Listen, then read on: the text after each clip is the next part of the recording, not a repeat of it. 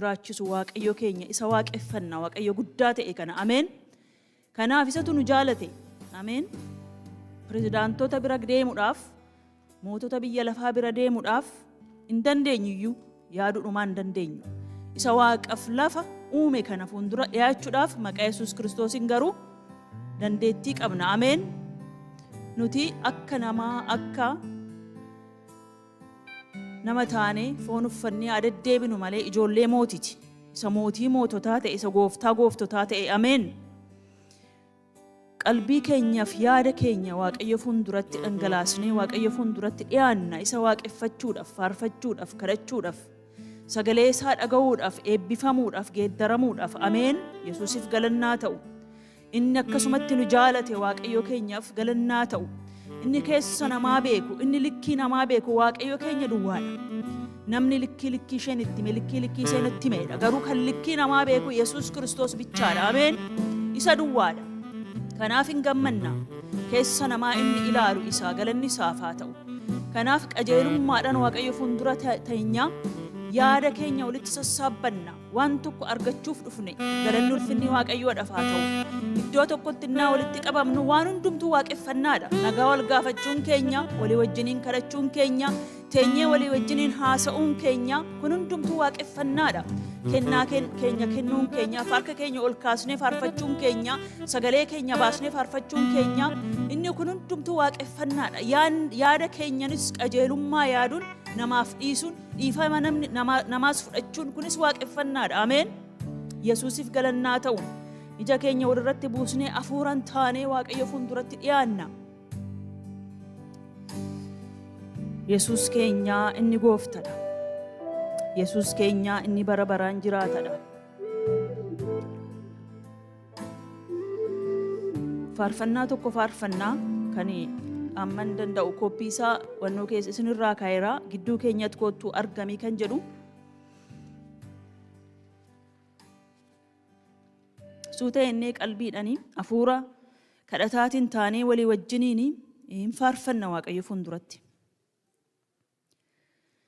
Gidduu keenyatti kottuu argamii kadhata keenyaas nuuf dhaga'ii si eeggannaa kottuu nu gorsii hafuura qulqulluu nurratti mooyii. Hafuura qulqulluu nurratti mooyii gidduu keenyatti kottuu argamii kadhata keenyaas nuuf dhaga'ii si eeggannaa kottuu nu gorsii hafuura qulqulluu nurratti mooyii hafuura qulqulluu nurratti mooyii lama miti tokko jireenyi karaa biraan qabu fayyinni badhaadhummaa ulfinaan feenu ayyaanni kee nurra buufatu lama miti tokko jireenyi karaa biraan qabu fayyinni badhaadhummaa ulfinaan feenu ayyaanni kee nurra buufatu gidduu keenyatti kottuu argamii kadhata keenyaas nuuf dhaga'ii si eeggannaa kottuu nu gorsii hafuura qulqulluu nurratti mooyii hafuura qulqulluu nurratti mooyii agartuu keenyaatti dhuunfadhu sammuu keenyas kan kee godhadhu amma beeknu si tajaajila wangeela keessa bandaattina agartuu keenyaatti dhuunfadhu sammuu keenyas kan kee godhadhu amma beeknu si tajaajila wangeela keessa bandaattina gidduu keenya kottuu argamii kadhata keenyaas nuuf dhaga'ii si eeggannaa kottuu nu gorsii hafuura qulqulluu nurratti Hafuura qulqulluu, hafuura qulqulluu nurratti moo'i harki keenya. Harki keenyaaf miilli keenyallee haa ta'anii hojjetoota kee. Nuun bitiin ofittummaan keenya, nu jijjiiraati gooftaa keenya. Harki keenyaaf miilli keenyallee haa ta'anii hojjetoota kee. Nuun bitiin ofittummaan keenya, nu jijjiiraati gooftaa keenya. Ameen. Gidduu kee kottu argami, kadhata keenya sun dhaga'i. Si eegganna kottu nu gorsi. Hafuura qulqulluu, hafuura qulqulluu nurratti moo'i. Hafuura qulqulluu, hafuura qulqulluu nurratti moo'i. Isa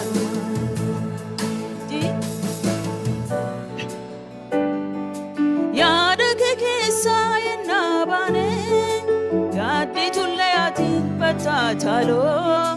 Nu haaressi yaa gooftaa maaloo. Ija nama guutuudha malee, yaada kee keessaa yennaa baane, gaaddi tullee battaataaloo. Nu haaressi yaa gooftaa maaloo. Gidduu keenya kottu argami, kadhata keenya sun dhaga'i.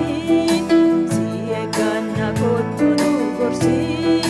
Hafuura qulqulluu, hafuura qulqulluu nurratti moo'i.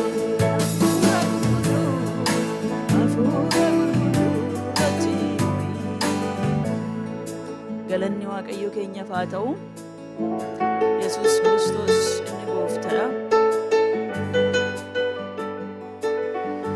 Amma hundi keenya kaanee dhaabbannee Waaqayyo fuulduratti of dhiyeessina. Yeroo itti qalbii diddiirrannu ta'a. Waaqayyoon dhiifama gaafannaa.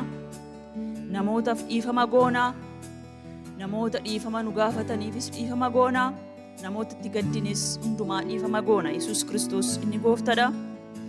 Ija keenya walirra buufannee yaada keenya Yesuus Kiristoos irra keenya. Ameen.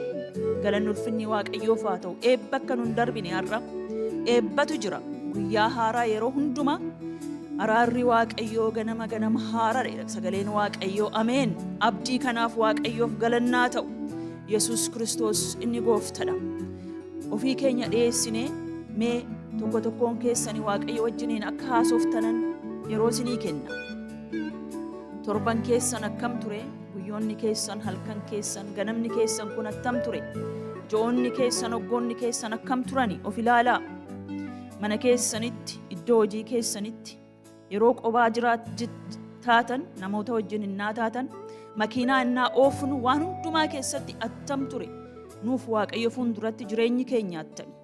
Galanni ulfinni Waaqayyoodhaaf haa ta'u. Of dhiyeessinee ilaalla Waaqayyo fuulduratti innaa qalbii diddiirrannu amalaaf otoo hin ta'ini Yesuus Kiristoos fuuldura dhufnee innaa yakka keenya, jallina keenya himannu maal jechuu keenya? Naa dhiisi anis nan dhiisa, humna kee naa kenni, ayyaana kee naa kenni, anis nan abboomama jechuu keenya gannee deemna jechuudha. Galanni ulfinni Waaqayyoodhaaf haa ta'u. Cubbuu keenya gannee ayyaana isaa fudhannee deemna. Waaqayyoof galannaa ta'u.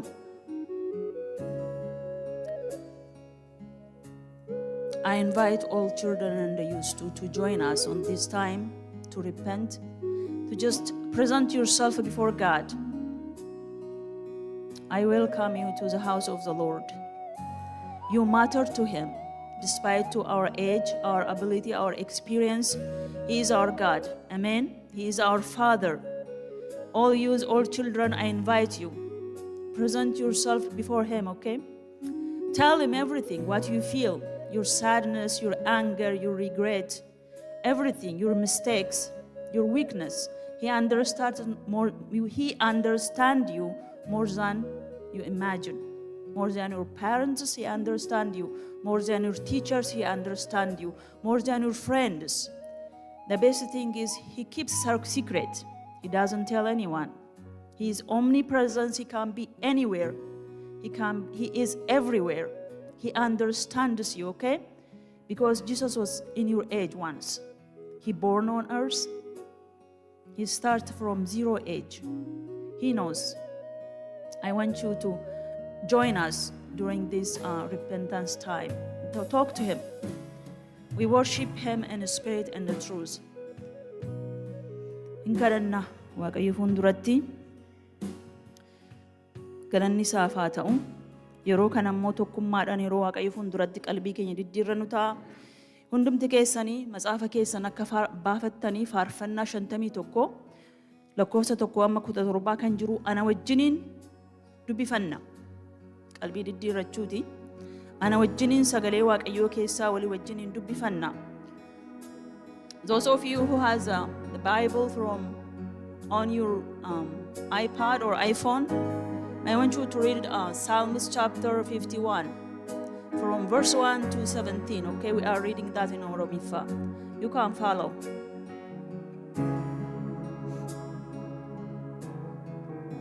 Macaafa faarfannaa 51 walii wajjiniin dubbifanna.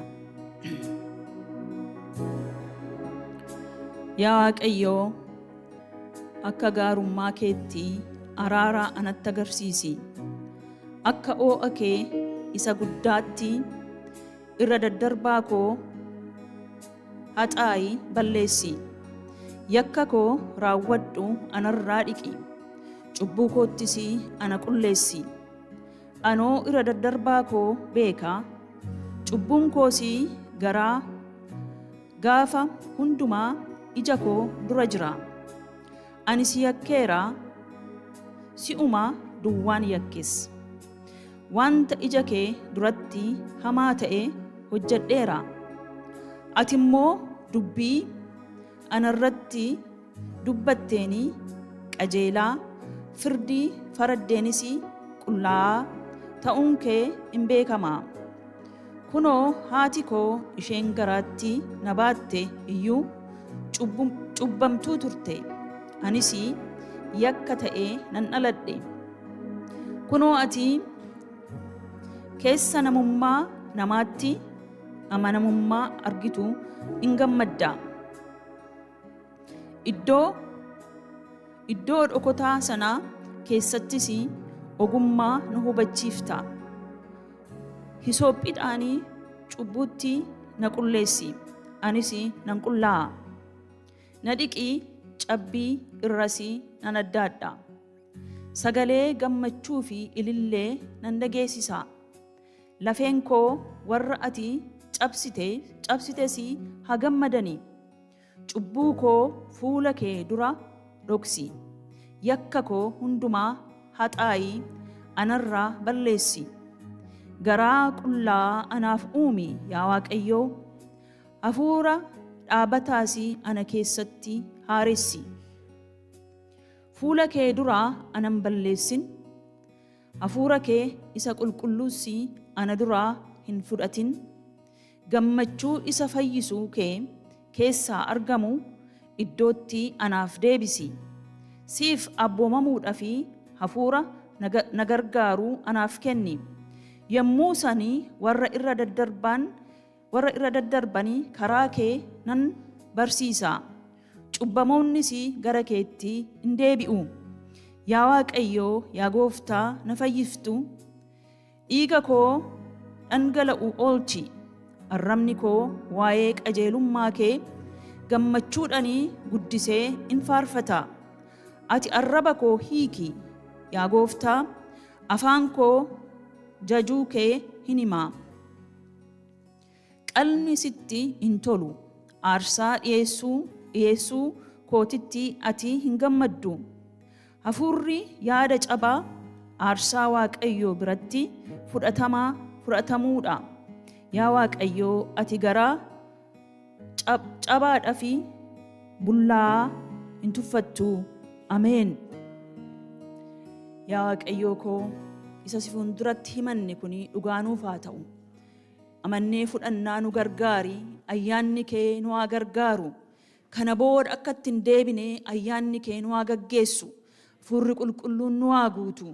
Qajeelummaan kee keessa keenyatti nu haa dhaga'amu. Yesuus Kiristoos nu eebbisi eebbaf nu godhi. Nu hiiki ni hiikamna yaa Waaqayyoo koo hidhaa qabnurraa hiikamna. Cubbuurraa hiikamna. Humna cubbuu yaa Waaqayyoo koo ati humna oowwiteerta cabsiteerta. Aangoo diinaa cabsiteerta. Kana keessa akka deddeebinu ayyaana kee akka beeknu nu gargaari. Isa amma himanne si fuulduratti himanne kan namaafis dhiisne Yesuus Kiristoos dhiifamas kan gaafachuudhaaf murteessine kan gaafanne hundumaa Yesuus Kiristoos ati nuu fudhadhu. Galanni ulfinni maqaa keetiif haa ta'u. Cubbuu keenya yoo garaa keenyarraan hafuuraan qajeelummaadhaan itti himnee Waaqayyoo keenya cubbuu keenya nuuf dhiisa. Ameen. Galanni ulfinni Waaqayyoo keenyaaf haa ta'u. Yesuus Kiristoos inni gooftaadha. Kana booda obbo Laggasa wajjiniin kadhata gabaabaa kadhanna. Walitti qabanii nuuf kadhatu. Waa'ee waldaa keenyaa, waa'ee tajaajila Waaqayyoo, waa'ee wangeela Waaqayyoo kan hafuura qulqulluun isaan keessa kaa'e nuuf kadhatu. Isaaniif iddoo isaa isaan asitti waama.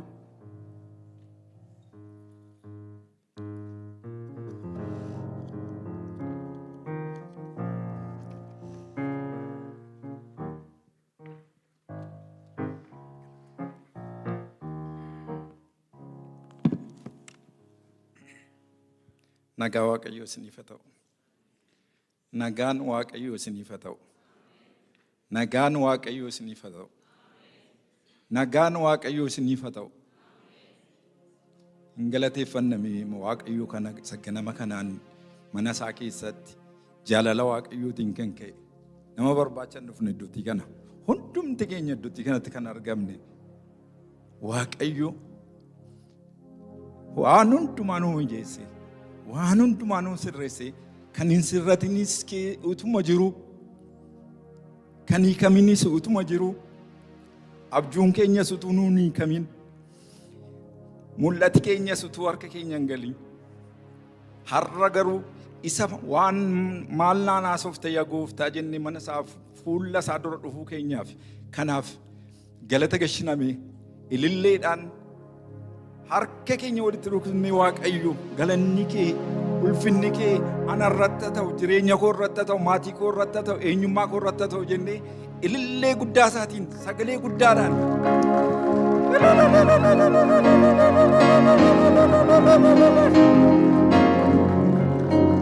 galatoomaa macaafaa tokkorraa iddoo tokko isinii dubbisaa salphaadhumatti sagalee Waaqayyootiin isinii saboodee isinii kadhadhaa walii wajjin kadhanna Waaqayyoon. Haannaan kadhata tokko kadhatte andanyaa Saamu'eel tokkoffaa boqonnaa 2 irratti Waaqayyo ulfina waan naaf kenneef garaan koo isatti in gammadaa inni waan naa gargaareef an diinota koo irratti ofan jajaa. Yaa Waaqayyo qulqulluun akka keetii tokko illee hin jiru si malees kan biraa hin jiru akka Waaqayyo keenyaas kattaa kan namaaf ta'u hin jiru jetti. Haannaan abjuunsee hin hiikamneef mul'atisees harka ishee hin galle. Namarraas ciphoo baay'eetu irra ga'a. Garuu garaa tokko qabdi. Garaa laafaa tokko qabdi.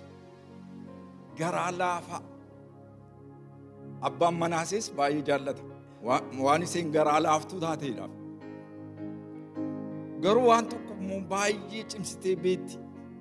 Waaqayyoon baay'ee amanti.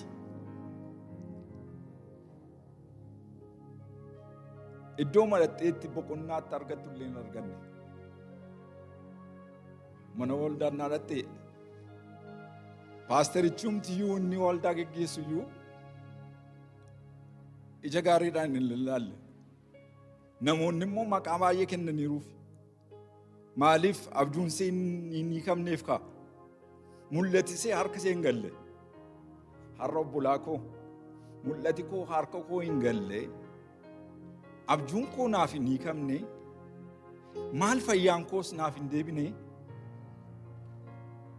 maal waa'ee aadaa warri dhuftan har'a akkasitti Waaqayyo isin hin deebisu. Har'a Waaqayyo maal isiniin jedhu? Waa tokko isinii qaba Waaqayyo. Galata keessatti waa tokko qaba. Haannaan hin galateeffatte malee hin gaddine boqonnaa kana irratti. Boqonnaa tokko gubbaa irratti innaa dubbiftanii baay'ee waa'een gaddaa, waa'ee dhagaatti darbatamu, waa'ee arrabi namaa nama godhu isintu beeka gaa.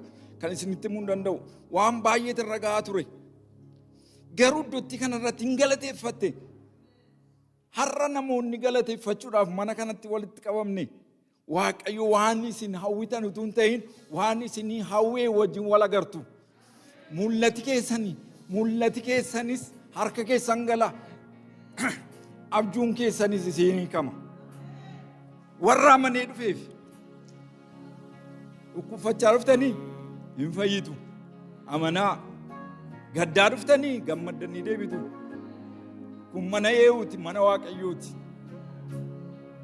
Haannaan ikkoo kan isheen ittiin gammadde Saamu'eel harka isheen galleem ganaadhaam. Har'a garuu hin gammadde. Har'a koo fayyinni keessan utuu harka keessan hin galin, hibboon keessan utuu isinii hin hiikamin, abjuun keessan utuu isiniin hin hiikamin, mul'ati keessan utuu harka keessan hin galin, Waaqayyo gannu yagguttiisi Waaqayyoon galateeffachuutti kaatan hundumti isa si yaaddan miti, isa Waaqayyo isinii yaadee wajjin wal agartu. Ameen jira kanaaf. Warri maal keessa jirtan hundumti keessan kanaaf Waaqayyoon galateeffadhaa. Waaqayyo hiikaa qaba. Inni Haannaa hiikee isiniin hiikuu dadhabaa. Haalleluuyaa. Hin galateeffanna. Yaa Waaqa abbaa keenyaa waan gochuu barbaadde ati. Situ beeka. Ani hin beeku. Obbolaan koo kunis hin beekani. Garuu waan tokko beenna. Ati nu akka ati nu dubbattu fuula kee barbaachuu mana kanatti walitti qabamneerra. Tokkos lamas sadiis taatan ani isin walakkaatti hin argama, isin gidduutti hin argama waan jetteef har'a argamni kee immoo fayyina qaba. Argamni kee immoo deebii qaba. Argamni kee immoo eebba qaba. Argamni kee immoo waan hundumaa qaba. Eenyummaan kee nu gidduutti argamu. Irreen kee nu gidduutti mul'atu. Irreen kee nu gidduutti mul'atu. Irreen kee gaafa nurra gidduutti mul'atu fayyina ta'a. Nagaatu ta'a. Warra nagaan badeef nagaatu ta'a. Warra jeequmsaan dhufee nagaadhaan deebi'anii galu. Warra okkolaa dhufee utaalaa deebi'anii galu. Warra nagaa dhabanii dhufan nagaa isaaniitu sirrata. Warra jireenyi isaanii harkatti qallateetu jireenyi isaanii deebi'ee haaraa. Si galateeffanna Gooftaa. Si galateeffanna Gooftaa. Si galateeffanna Gooftaa. Si galateeffanna Gooftaa. Waldaa keenya gubbaa irratti wanta hojjechuudhaaf akeeka qabdu situ beeka. Nu hin beennu. Nu hamma muraasa tokko. Maali yaa Waaqayyo irreen kee yoo mul'ata waldaa keenya irratti inni si eeggachaa jirra. Har'as mul'atteetta. Mul'ina keetiin kan keetu kunoo akkasitti mana kee keessatti walitti qabamne.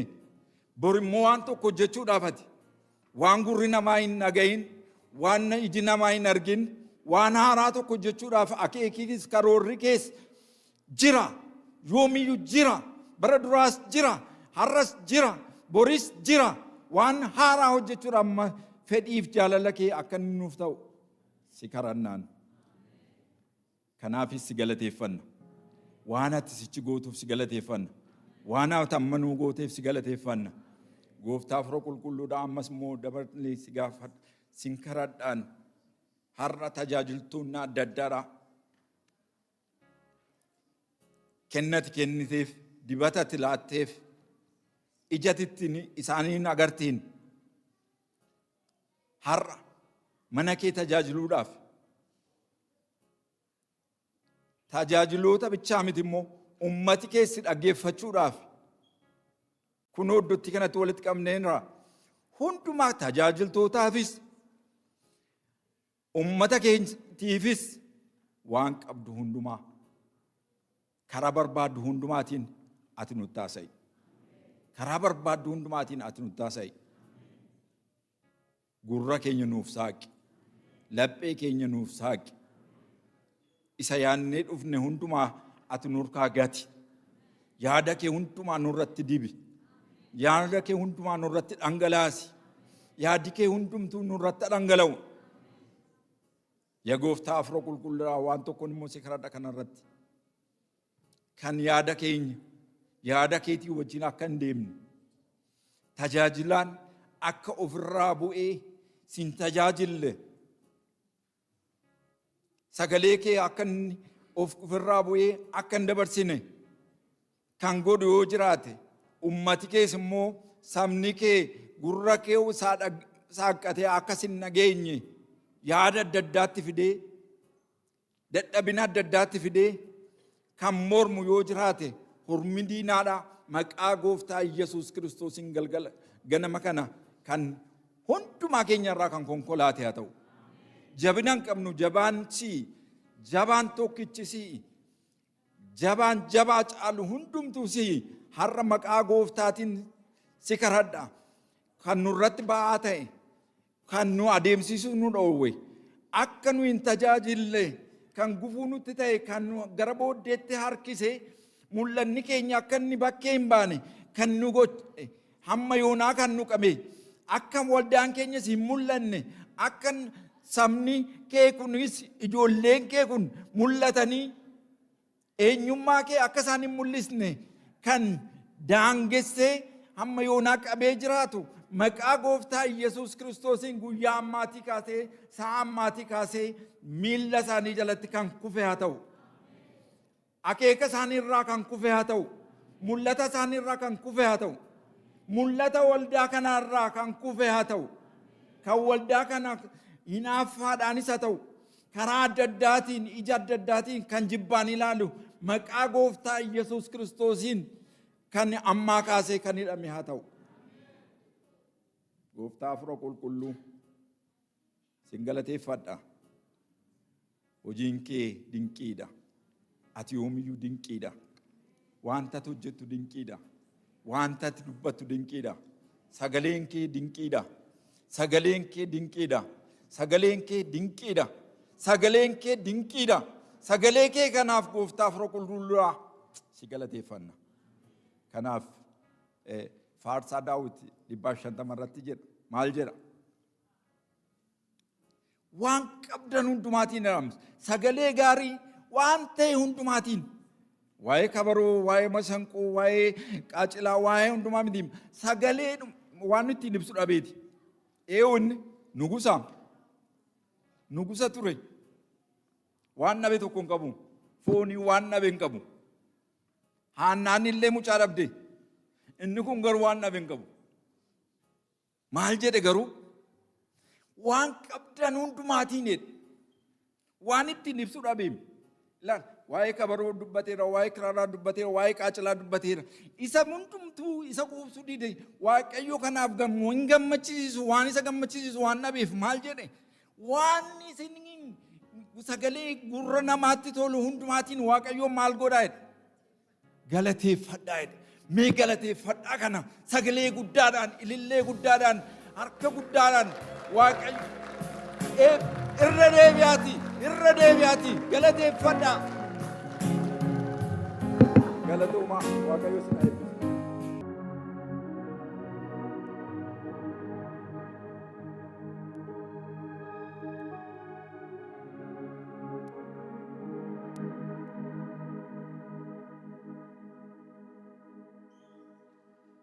Waaqayyo keenyaaf galannaa ta'u, obboleeyyan keenya harkatti qabnee eebbisnaa. Waaqayyo sinaa eebbisu. Ayyaana isaas kana caalaa siniif haa baay'isu. Eebbifamaa. Amma yeroon isaa please. Obboleettii koo Addiseen asitti waamaa. Isheen dhuftee ijoolleedhaaf nu kadhatti.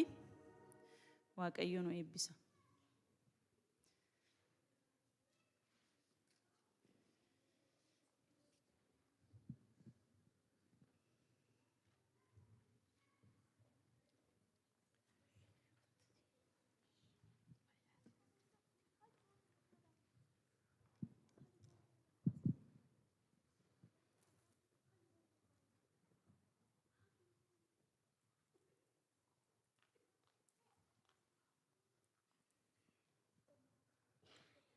Waaqayyoof galanni guddaa ta'u. Waaqayyo isa ijoollee kana nuu kenneef mee Waaqayyoon hin galateeffannu hundi keenya.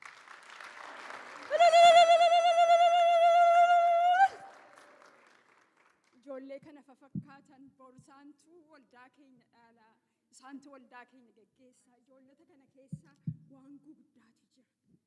Beekuu dhiisuu dandeenya garuu Waaqayyo waan guguddaatu isaan keessa jira ijoollee kana keessa. Maqaan Waaqayyo kan galateeffame haa ta'u. Waaqayyo isa ijoollee nuu kenne. Maqaan Waaqayyo haa ulfaatu. Waaqa kana hin galateeffanname. Hin galateeffannas kadhannas. Amanamaa, jaallatamaa, olaantee teessoo keerra kan jirtu abbaa keenya, gargaaraa keenya, oolchaa keenya, Yesuus yaa ilma Waaqayyoo guddaa si galateeffanna. Galanniif ulfinni teessoo keerra siif haa ta'u. Yaa Waaqayyo gooftaati nama dinqisiista. Yaa Waaqayyo gooftaati madda nagaa keenya. Yaa Waaqayyo gooftaa ati madda gammachuu keenya. Yaa Waaqayyo gooftaa hundumtuu siif nuuf ta'e galanniif ulfinni teessoo keerra siif haa ta'u. Yaa Waaqayyo gooftaa ammas sin kadhadha waa'ee maatii addana keessa jiran. Yaa Waaqayyo waa'ee abbootiidhaaf, waa'ee haadhotiidhaaf sin kadhadha. Yaa Waaqayyo gooftaa waa'ee dargaggootaaf sin kadhadha, waa'ee ijoollotaaf sin kadhadha.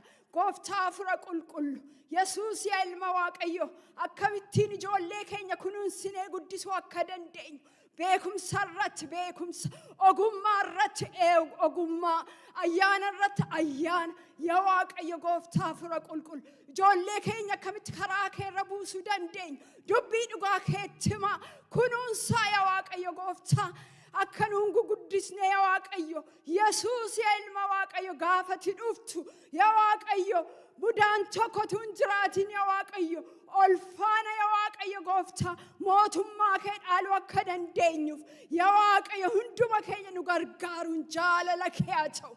Yesuus yaa ilma Waaqayyo ati guddaadha ulfaadhu. Yaa Waaqayyo ijoollee keenya sitti laanna. Yaa Waaqayyo dura buutuu ta'eef duuka buutuu ta'eef yaa Waaqayyo mana barumsaa isaaniitti isaan gargaari. Yaa Waaqayyo waan godhanitti isaan gargaari. Manaa gaafa ba'an utuu isaan ati hin ba'in. Yaa Waaqayyo gaafati nama dursitu. Yaa Waaqayyo milkaa'ummaatu argama. Gaafati nama dursitu yaa Waaqayyo gooftaa. Yesuus yaa ilma Waaqayyo hundumaan namaaf ta'a. Yaa Waaqayyo gooftaa sammuun isaanii kan baname haa ta'u. Dubbii biyya lafaadhaaf yaa Waaqayyo gooftaa duwwaa utuu hin ta'in ogummaa keetiin dubbii Waaqayyootiin haguutaman. Yaa Waaqa sagalee keetiin haguutaman. Hafuura Qulqullu ijoollee kana tokko tokko isaanii gargaari. Gurri isaanii abanamu, lapheen isaanii abanamu. Yeroo sana yaa Waaqayyo inni biyyi lafaa itti salphata. Dubbii dhugaan kee yaa Waaqayyo gooftaa jireenya gaafa isaaniif ta'u inni kaan isaaniif salphata. Yaa Waaqayyo gooftaa Hafuura Qulqullu isaan gargaari. Sittin laadha yaa Waaqayyo tokko tokko isaanii jireenya isaanii oolmaa isaanii situ beeka. Yaa Waaqayyo gooftaa bara ijoollummaa isaanii isaan duukaa ta'e, bara dargaggummaa isaanii isaan duukaa ta'e, bara dullummaa isaan duukaa ta'e. Yaa Waaqayyo guyyaa guyyaatti humna isaanii haaressi akka joobiraan humni isaanii haara'u. Yaa Waaqayyo ijoollee dammaqana ta'ani. Yaa Waaqayyo ijoollee biyya lafaafillee yaa Waaqayyo ibsaa ta'ani. Yaa Waaqayyo gooftaa warra sagalee kee hin beekneef yaa Waaqayyo gooftaa ibsaa ta'ani. Warra dukkana keessa jirani yaa Waaqayyo gara dhugaa keessa fidani. Yaa Waaqayyo gooftaa ijoollee kana waan guddaa hojjetta. Yaa Waaqayyo gooftaa argaa jirra ammas kana caalaa arguu akka dandeenyu nuufis ija keenya bani yaa Waaqayyo. Yesuus yaa ilma Waaqayyo galanni guddaa siif haa ta'u. Yaa Waaqayyo warri ijoollee kana barsiisan yaa Waaqayyo of kennanii yeroo isaanii jireenya isaanii kennanii yaa Waaqayyo warri ijoollee kana barsiisan maqaa Yesuus Kiristoosiin jireenyi isaanii kan eebbifame haa ta'u. Yaa Waaqayyo ba'uun isaaniif galuun isaanii kan eebbifame haa ta'u. Yaa Waaqayyo sagalee guyyaa guyyaatti waan haaraa kenniif waan ijoollee keenyatti dubbatan. Yaa Waaqayyo sagalee keetiin isaan guuti. Yaa Waaqayyo beekumsa keetiin isaan guuti. Ogummaa keetiin isaan guuti. Yaa Waaqayyo gooftaa kan hundumaan goota galanni guddaa siif haa ta'u. Ulfinni guddaa siif haa ta'u. dubbiin dhugaan kee har'a nutti dubbatamu yaa Waaqayyo gooftaa. Yaa Yesuus obboleettii keenya keessa gortee kan dubbattu yaa Waaqayyo gooftaa. Arras yaa Waaqayyo gurra keenya baniiti. Laphee keenya baniiti yaa Waaqayyo dubbiin dhugaan kee jireenya nuuf haa ta'u. Yaa Waaqayyo dhageettii duwwaan ta'in yaa Waaqayyo irratti hin jiraatan nu godhi. Gooftaati nutti dubbadhu. Nu tokkollee fooniif dhiigni nutti hin dubbatin. Ati duwwaa nutti dubbadhu. Jireenya keenyatti dubbadhu. Inni dhukkubfatee dhufe fayyee haa galu. Inni gaddee dhufe jajjabaatee haa galu. Yaa Waaqayyo gooftaati kanan gootaa galanni guddaa siif haa ta'u. Kana hundumaa si dirqisiisuuf miti. Yoo jaalala kee ta'e hundumti isaa nuuf haa ta'u. Maqaa Yesuus Kiristoos nuuf jettee duuteenis. Ameen.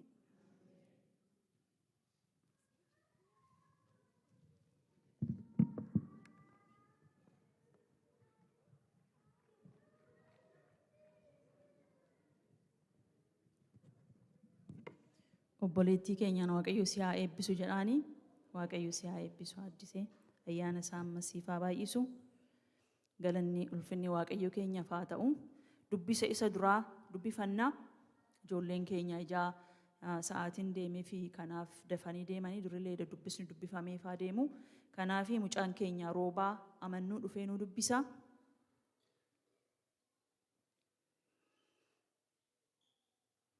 Raajii Ermiyaas boqonnaa 26 lakkoofsa 8 amma 15 kan jiru nu dubbisa. Isa wajjiniin dubbifanna.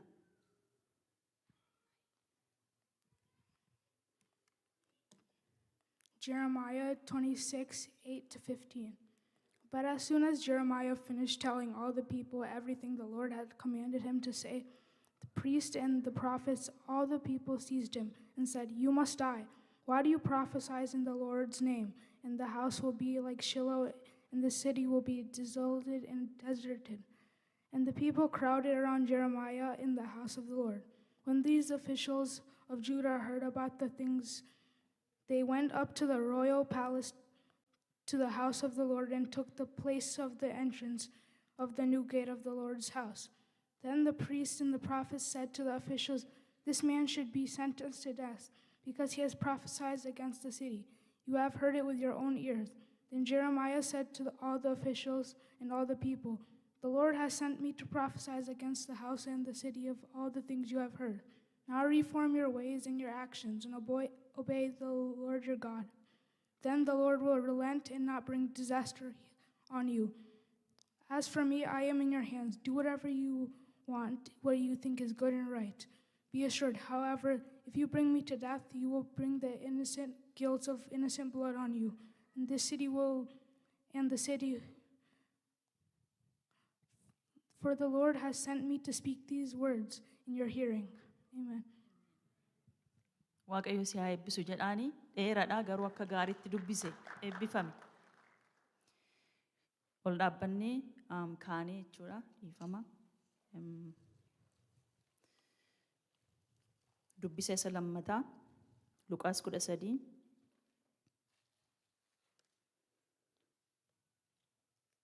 31 amma 35 kan jiruun dubbisa. Walii wajjiniin dubbifanna.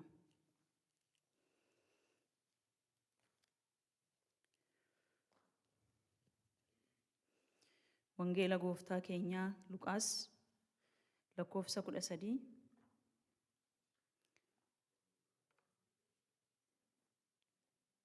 boqonnaa 13 lakkoofsa 31 amma 35 kan jiruun dubbisa. Maqaa Yesuusiitiin nan dubbisa. Akkas jedha mata dureen isaa Heroodis Yesuusin ajjeesuu barbaaduu isaadha. Yeroodhuma sanaa warra Farisootaa keessaa namni tokko gara Yesuus dhufanii, "Heroodis waan si ajjeesuu barbaaduu fi asii adeemii iddoo biraas dhaqii" ittiin jedhanii. Inni immoo, "Dhaqaatii haxxee sanaanii, kunoo ani har'aa fi bor hafuurota hamaa nan baasa, kan dhukkubsatanis nan fayyisa. Guyyaa sadaffaattis hojii koo nan raawwadha. Haa ta'u iyyuu malee har'aa fi bor iftaanis adeemsa koo ittiin fufa. Raajiin Yerusaalem keessatti du'uun in ta'aafi jedhaa isaaniin jedhe. 35 kan jirurra akkas jedha Yesuus Yerusaalemiif boo'uu isaadha. Yesuus itti fufee yaa Yerusaalem ati raajota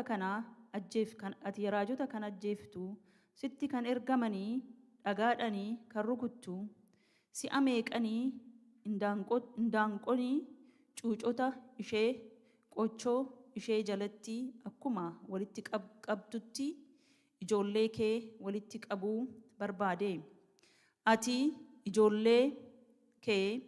Atiif ijoolleen kee garuu hin barbaanne. Ilaa manni keessanii onee in hafa. Isinittan himaa amma guyyaa maqaa Waaqayyootinii kan dhufu galateeffamaadha jettanitti ani hin argamu ittiin jedhee. Ameen. Waaqayyo nu haa gargaaru. Amma amantii cimsuu keenya, amantii kiristaanaa keenya kan itti ibsannu ta'a. Hundi keenya walii wajjiniini.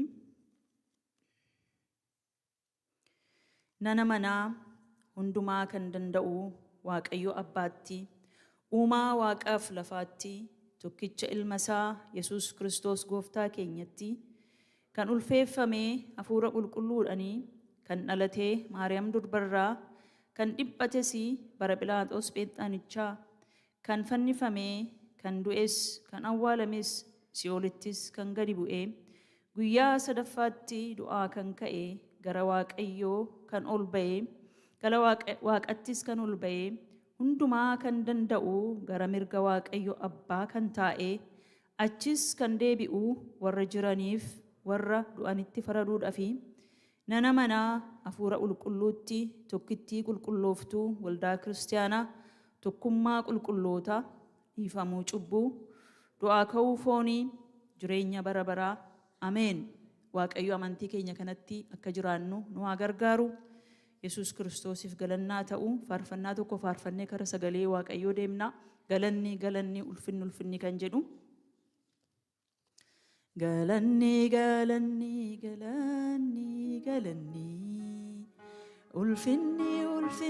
ulfinni guddinni Waaqayyoof haa ta'u barumaa baraanii. Inni dinqii godhu hin geeddaramunni. Galanni ulfinni guddinni Waaqayyoof haa ta'u barumaa baraanii. Inni dinqii godhu hin geeddaramunni. Ameen ta'a. Yeroo kennaa keenyan immoo Waaqayyoo waaqeffannu ta'a. Nu kadhatanii achiin kennaa keenya kenninaa. Achiin obboleessi keenya Dr. Rooberaadha. Achi booda beeksifama. Achumaan itti fufee Dr. Rooberaan immoo achumaan sagalee Waaqayyoo nuu fida. Nu kadhata.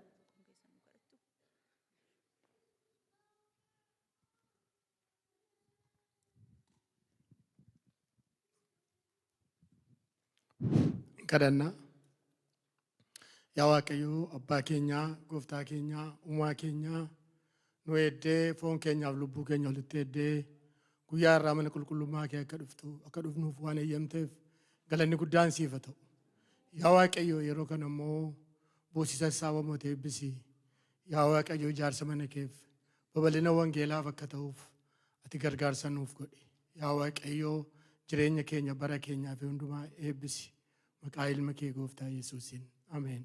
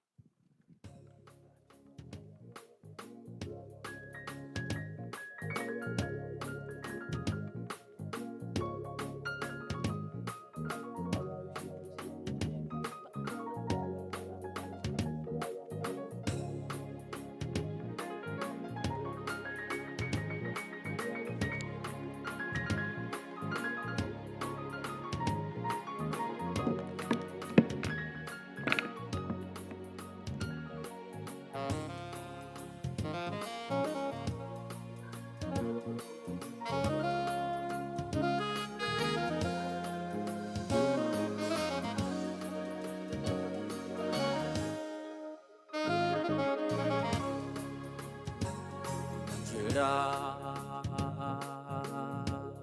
afurri kee jira afura koo keessa jira eenyummaan kee jira eenyummaa koo keessa jira sagaleen kee jira jireenya koo keessa jira gaggeessaan kee jira deemsan deeme keessa si faarse hin kuufu si faarse maqaa kee eebbise jireenya koo badde si dhufee sirreesse si faarse hin kuufu si faarse. Galanni ulfinni Waaqayyoof haa ta'u. Yeroo kana immoo nagaa Waaqayyoon irra deebi'ee sin gaafadha. Jaarsolii waldaa kiristaanaa bakka bu'ee akkam jirtu? Nagaa Waaqayyoo bakka jirtan hundumaatti isiniif wajjin haa ta'u. Yeroo kana immoo yeroo keessummoota yeroo jalqabaaf gara waldaa kanaa dhuftanii amantoota wajjin kaatanii maqaa keessan dubbattanii akka wal bartanii sin afeerraa keessummoonni yeroo jalqabaa kan dhuftan yoo jiraattan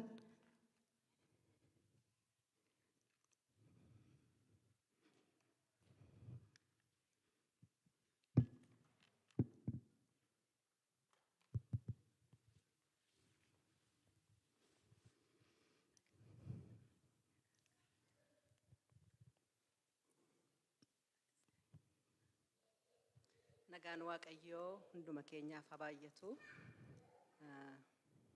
Waldaa kana yeroo jalqabaadhaaf dhufne Anmasiin jedhama, Masarat Malkaamuuti maqaan koo, abbaa manaan koo Abrahaam jedhama, haadha manaa obboleessa koo isheen yeroo jalqabaa miti isheedhaaf kanaaf teesse ta'a. Garuu isheetu nu fidee Zawdituu firoota keenya kana wajjin Waaqayyoo waaqeffachuu barbaannee gara Gooftaatti ija kadhannaa qees tarreessaati ani jedheen fudhadha. Kanaaf isaanii lol arguudhaaf wajjin waaqeffachuuf dhufee carraa nuu kenneef galata guddaa Waaqayyoof galchina. Waaqayyo hunduma keessan haa eebbisu. Amiin.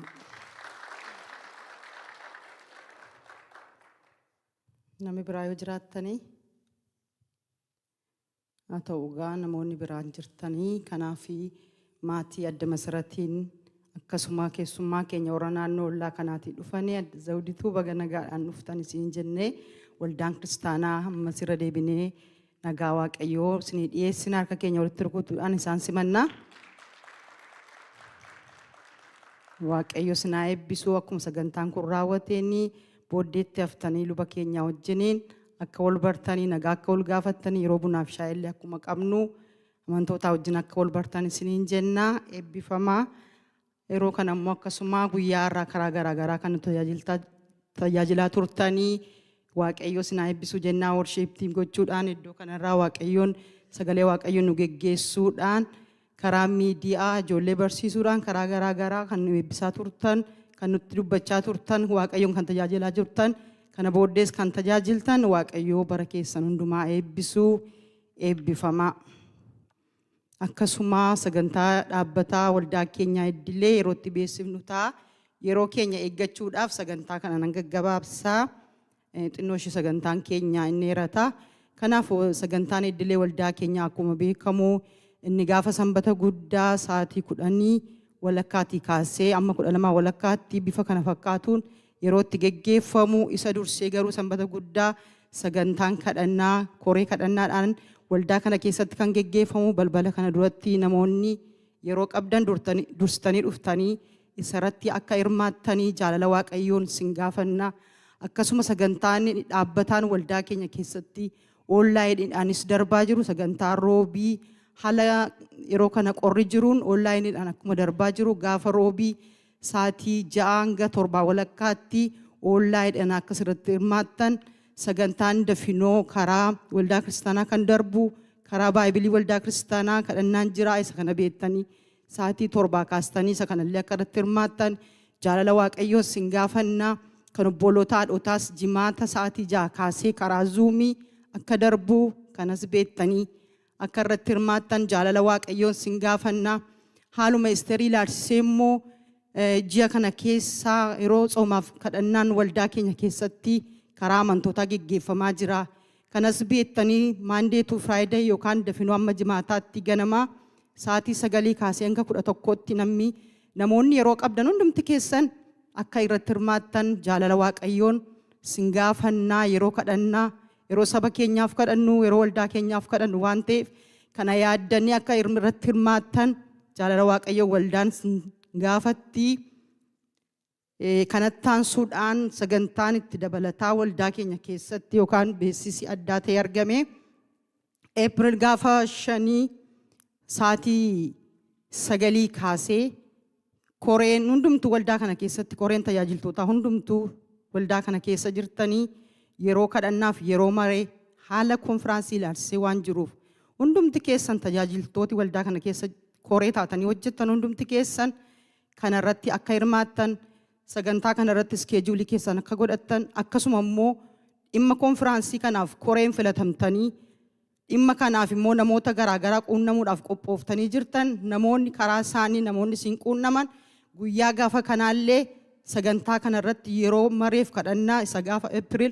sa'aatii 9 ganamaa sanarratti akka hirmaattan kana sin beeksisnaa akkasuma gaafa April 5 waldaa kana keessatti yeroo worship naayitiin qophaa'aa waan jiruuf amantoonni hundumti keessan kana beektanii yeroo kadhannaadhaan irratti qophaa'uu akka dandeessanii waldaan kiristaanaa sin beeksisuu jaarsoliin illee akkasuma dhimma kana irratti kan hojjetan kana sin beeksisu akkasuma maarchi 29 koree guddina afuuraa jalatti kan jirtan maarchi 29 koree guddina afuuraa jala kan jirtan hundumti keessan sa'aatii 10tti saatardeey ganama yeroo kadhannaaf yeroo maree waan jiruuf hundumti keessan kan irratti qophooftanii akka dhuftan warri koree guddina afuuraa sin beeksisu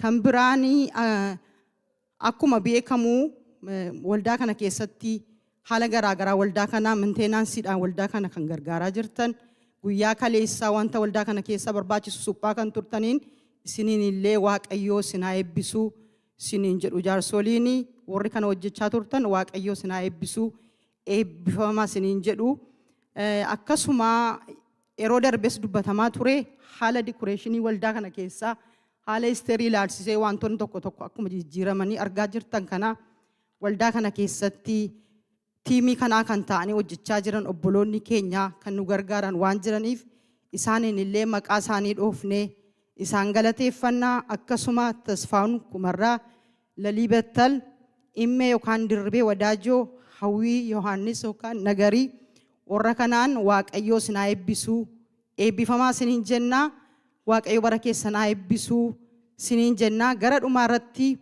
koreen fandarezii waldaa kana keessaa buleessi keenya bulaan sagantaan erga raawwatee booddee iddoo kanatti yeroo gabaabaadhaaf waan waldaatti dubbatu waan qabuuf isa kanallee akka dhageenyu jaalala waaqayyoon isinitti himna eebbifamaa guyyaa gaarii qabaadhaa.